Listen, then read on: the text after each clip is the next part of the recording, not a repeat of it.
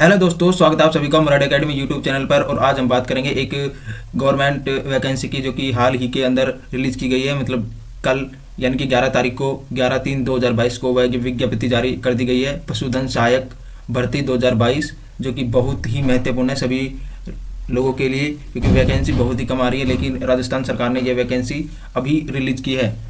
तो चलिए इस वैकेंसी के बारे में हम बात करेंगे। Vacancy Rajasthan staff selection board में इसमें है कि स्टॉक है असिस्टेंट रिक्वायरमेंट। जो पशुधन सहायक भर्ती है उसकी परीक्षा, मतलब जो सीधी भर्ती है, उसकी विज्ञप्ति जारी हो चुकी है। ये विज्ञप्ति अभी देख लीजिए कि जो एप्लीकेशन है वह 19 मार्च से स्टार्ट होंगे, 19 मार्च 2022 से स्टार्ट होंगे। रजिस्ट्रेशन की जो लास्ट डेट है वह 17 अप्रैल है, 17 अप्रैल। पेमेंट भी 17 अप्रैल। और इसकी एग्ज़ाम डेट भी फिक्स हो चुकी है। एग्ज़ाम यहाँ पे 4 जून को एग्ज़ाम डिसाइड किया गया है, 4 जून। चलो हम इसके जो ऑफिशियल नोटिफिकेशन है उसी पर हम बात करते हैं। ये देख लीजिए, पशुधन सहायक भर्ती, पशुधन सहायक भर्ती परीक्षा का जो विज्ञप्ति है, विस्तृत विज्ञप्ति जारी कर दी गई है इसकी। ये देख लीजिए यहाँ पे 11/3/2022।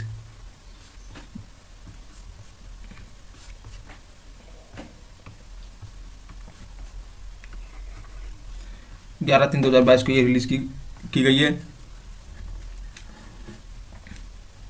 इसमें इस प्रकार से ज्ञान की 1136 यहाँ पर पूरी टोटल वैकेंसी है, जिसमें अनुसूचित क्षेत्र के 981, अनुसूचित क्षेत्र के 155, गैर अनुसूचित और अनुसूचित क्षेत्र के 155, टीएसपी और नॉन टीएसपी के इस प्रकार से 981 और 155।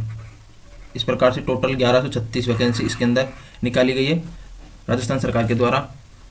तो चलिए इसके बारे में और हम जानकारी लेंगे। तो टोटल वैकेंसी याद रखिएगा, टोटल वैकेंसी 1136 है।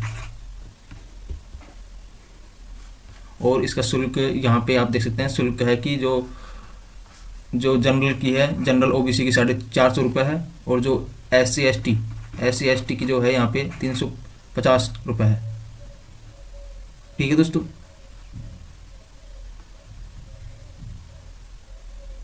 समस्त विशेष योग्य जन व राजस्थान के अनुसूचित जाति व अनुसूचित जनता 250 रुपये है। राजस्थान के नॉन क्रीमिलियर श्रेणी के पिछड़ा वर्ग व अति पिछड़ा वर्ग व आर्थिक कमजोर से वर्ग के लिए 350 है, यानी कि EWS सॉरी यहाँ पे इसको हटाओ, यहाँ पे 250 रुपये है। SC ST को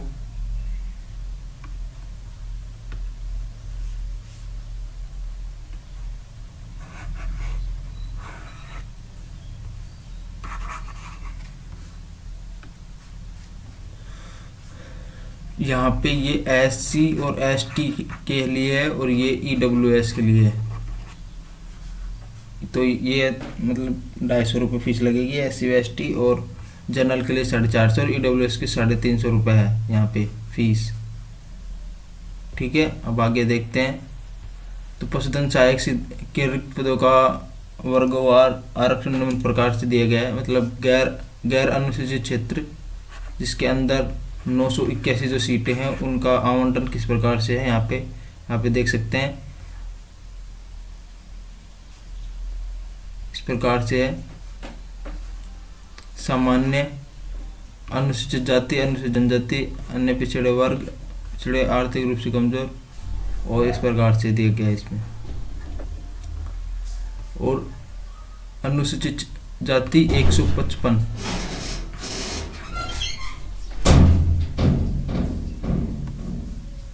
सामान्य, जनरल की इस प्रकार से वैकेंसी, अनुसूचित और अनुसूचित जनजाति इस प्रकार से।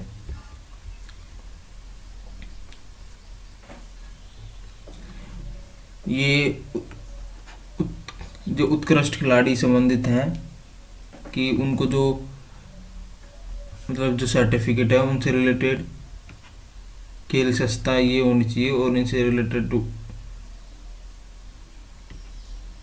आपके पास सर्टिफिकेट होना चाहिए। उनके बारे में बताया गया है। या फिर ये होनी चाहिए school games of federation India के आयोजित द्वारा खेलकूद में किसी भी नेशनल गेम्स में व्यक्तिगत या टीम में मेडल जीता हो। तो ये तो जो स्पोर्ट्स कोटा से उससे रिलेटेड है, इनके बारे में बात नहीं करेंगे। हम करेंगे पात्रता व योग्यता के बारे में। पात्रता व योग्यता होनी चाहिए, सीनियर सेकेंडरी होनी चाहिए फिजिक्स, केमिस्ट्री और बायोलॉजी, या फिर हॉर्टिकल्चर इनकी agriculture, animal husbandry, biology from the board of senior secondary education Rajasthan its equivalent, या फिर 1 ईयर या 2 ईयर का training of livestock assistant for my institution recognised by government of Rajasthan. Working knowledge of Hindi writing, working knowledge of Hindi writing in Devanagari script and any one of the Rajasthan dialects. मतलब आपको ये दोनों चीज़ चाहिए, या तो 2 साल की एक्सपीरियंस होनी चाहिए लाइव स्टॉक असिस्टेंट के रूप में कोई भी रिकॉग्नाइज्ड, और राजस्थान सरकार की जो गवर्नमेंट इंस्टीट्यूशन है संस्था से उसके द्वारा, या फिर सीनियर सेकेंडरी, इसके साथ ये भी होना चाहिए। तो फिजिक्स केमिस्ट्री 12वीं पास होनी चाहिए बायोलॉजी के साथ, या फिर हॉर्टिकल्चर, एग्रीकल्चर, एलिमेंट्री हस्बेंड्री, ये सब होनी चाहिए। और वर्किंग नॉलेज भी होनी चाहिए, इनकी एक या 2 साल का एक्सपीरियंस, और हिंदी राइटिंग्स होनी चाहिए। जो व्यक्ति पाठ्यक्रम के अंतिम वर्ष की परीक्षा में उपस्थित हुआ है या सम्मिलित हो रहा हो, उन नियमों को उल्लेखित के लिए शैक्षिक योग्यता की आवश्यकता या सीधी भर्ती के लिए कनिष्ठ अभियंता पद के लिए आवेदन करने के पात्र होगा, लेकिन वह उपयुक्त चयन एजेंसी से अपेक्षित योग्यता प्राप्त करने का प्रमाण पत्र प्रस्तुत करना होगा। मुख्य परीक्षा में देखो, मुख्य परीक्षा में उपस्थित होने से पहले यहाँ लिखित परीक्षा और साक्षात्कार के 2 चरणों के माध्यम से चयन किया जाता है। लिखित परीक्षा और साक्षात्कार के 2 चरणों के माध्यम से चयन किया जाता है। साक्षात्कार में उपस्थित होने से पहले यहाँ लिखित परीक्षा और साक्षात्कार के माध्यम से चयन किया जाता है। लिखित परीक्षा या साक्षात्कार में उपस्थित होने से पहले जहाँ केवल लिखित परीक्षा या केवल साक्षात्कार के माध्यम से चयन किया जाना है, जैसा कि मामला हो। ये किसी भी प्रकार से होगा तो इसमें बताया गया है।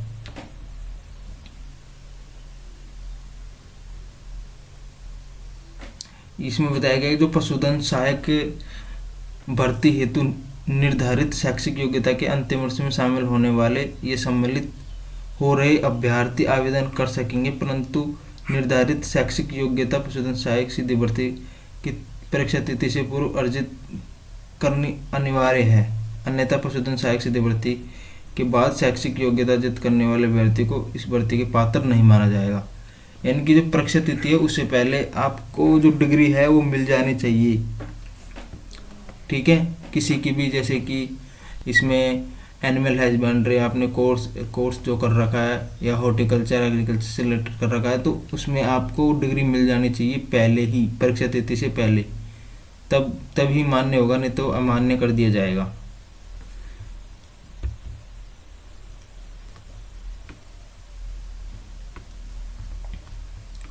अब राष्ट्रीयता तो इसको तो छोड़ो। आवेदन आयु 1 जनवरी 2023 को 18 वर्ष की आयु प्राप्त कर चुका हो, इनकी 1 जनवरी 2023 को 18 वर्ष की आयु प्राप्त कर चुका हो, 40 वर्ष का नहीं हो, परंतु राजस्थान सरकार के नियम अनुसार ये 3 वर्ष की छूट और 5 वर्ष की छूट दी गई है इसके अंदर।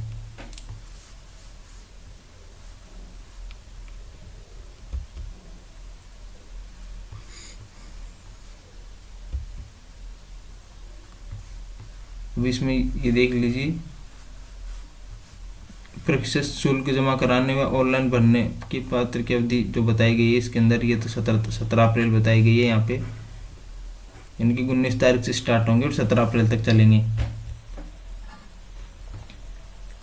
परीक्षा की माह जो बताई गई है वह 4 जून 2022 को पशुधन सहायक सीधी भर्ती परीक्षा की बताई गई है। यहाँ पे आवंटित परीक्षा केंद्र पर की जाएगी। अनापत्ति प्रमाण पत्र के संबंध में यदि सभी आवेदन जो पहले से ही सरकारी नौकरी में है या सरकारी में उपक्रम में तो उसके लिए आवेदन पत्र लिखना होगा। ये तो सब छोड़ो।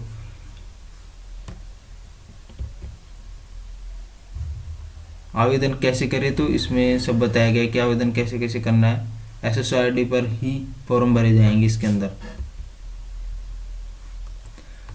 अब जो इम्पोर्टेंट है उनके बारे में बात कर लेते हैं। जो फोटोग्राफ है और हस्ताक्षर स्कैन और अपलोड करने के लिए दिशा निर्देश इस प्रकार से दिए गए हैं।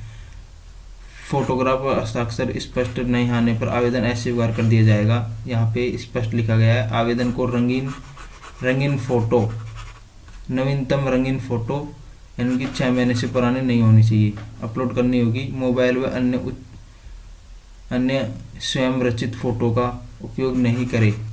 फोटो की पृष्ठभूमि बैकग्राउंड सफ़ेद या हल्के रंग का ही होना चाहिए। मतलब बैकग्राउंड फोटो में बैकग्राउंड सफ़ेद होनी चाहिए या हल्के रंग की होनी चाहिए। फोटो में आवेदन का चेहरा कम से कम 50% जगह घेरना होना चाहिए। मतलब फोटो है ना, तो इसके अंदर उसकी लगभग 50% जगह घेरना चाहिए। आवेदन का चेहरा सिर किसी भी कपड़े, छाया, बालों द्वारा ढका हुआ नहीं होना चाहिए। आवेदन का सिर, आँख, नाक, ठोड़ी स्पष्ट रूप से दिखाई देनी चाहिए। यदि आप चश्मा पहनते हैं तो फोटो खिंचवाते समय चश्मा पहन सकते हैं, लेकिन चश्मे पर चमक फ्लैश नहीं होनी चाहिए। आवेदक की फोटो में काला या धूप का चश्मा नहीं होना चाहिए। JPEG के अंदर होनी चाहिए इस साइज की 3.5 सेंटीमीटर से 4.5 सेंटीमीटर, मतलब इस साइज की होनी चाहिए। और पिक्सल जो न्यूनतम होना चाहिए 240 मल्टीपल 320, न्यूनतम और अधिकतम 480 से 640, 0.3 मेगापिक्सल होनी चाहिए। फाइल का आकार 50 KB से 100 KB के बीच होना चाहिए।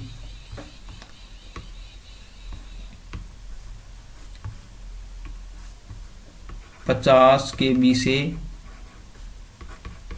100 KB के बीच में होना चाहिए। स्कैन की फ़ोटो का आकार 100 KB से ज़्यादा नहीं होना चाहिए। स्कैन आपने जो फ़ोटो की है उसका 100 KB से ज़्यादा नहीं होना चाहिए, बताया गया है इसके अंदर, या यहाँ पे देख लीजिए। तो इन चीज़ों का ध्यान रखिए, वरना फॉर्म रिजेक्ट भी हो सकता है, यानी फिर रिजेक्ट के बाद में आपको पैसे देने पड़ जाएंगे संशोधित करने के लिए। और हस्ताक्षर अपलोड करने के लिए कुछ दिशा निर्देश दिए गए हैं। आवेदक एक सफ़ेद कागज़ पर 7 सेंटीमीटर चौड़ा और 2 सेंटीमीटर ऊंचाई के आयताकार बॉक्स के भीतर काले या गहरे नीले रंग के पेन से हस्ताक्षर करें। किसी से दोनों से, ब्लैक या ब्लू से, दोनों से कर सकते हैं। हस्ताक्षर केवल आवेदक द्वारा किए जाना चाहिए, अन्य व्यक्ति के द्वारा हस्ताक्षर नहीं मान्य होगा। JPG के अंदर ही फाइल को स्वीकार किया जाएगा। इसमें भी पिक्सल बताया गया है 280 से 80 और अधिकतम 560 से 160। फाइल की वही 20 KB से लेके 50 KB। हस्ताक्षर का आकार 50 KB से ज़्यादा नहीं होना चाहिए। मोबाइल फ़ोन का उपयोग कर लिया गया हस्ताक्षर का फोटोग्राफी स्वीकार नहीं किया जाएगा। मोबाइल का उपयोग कर लिया गया हस्ताक्षर फोटोग्राफी को स्वीकार नहीं किया जाएगा, ये याद रखिएगा। यहाँ पे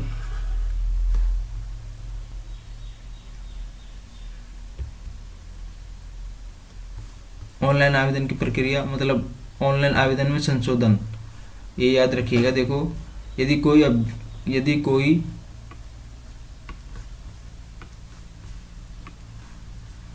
कोई विद्यार्थी अपने ऑनलाइन आवेदन संशोधन करना चाहता है तो वह आवेदन प्राप्ति की अंतिम दिनांक के पश्चात 7 दिवस के भीतर, यानी कि 7 दिन के भीतर सही कर सकता है। 300 रुपये देकर ऑनलाइन आवेदन में संशोधन कर सकता है। ऑनलाइन आवेदन के अभ्यर्थी में नाम, पिता माता, पद के अलावा अन्य प्रविष्टियों में संशोधन किया जा सकता है। ऑनलाइन आवेदन में संशोधन में हेतु संशोधन फीस जमा कराने की प्रक्रिया ऑनलाइन आवेदन की प्रक्रिया के समान ही रहेगी।